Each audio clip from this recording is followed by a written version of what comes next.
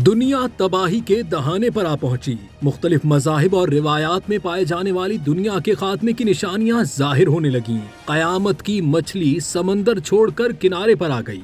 समंदरी शैतान के नाम से मशहूर एंगलर फिश भी समंदर की गहराई छोड़कर खुश्क जमीन पर आ गई। बढ़ती हुई कुदरती आफतों ने इंसानियत को डरा कर रख दिया है।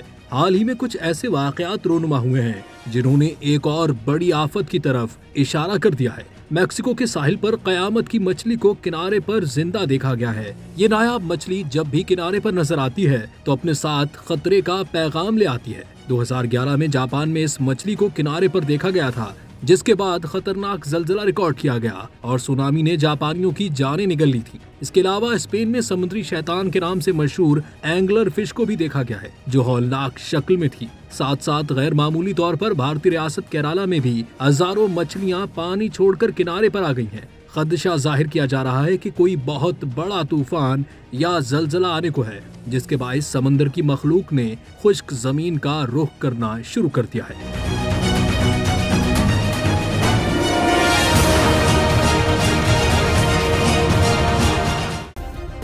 सब्सक्राइब करें और बेल दबाएं ताकि कोई खबर रह न जाए।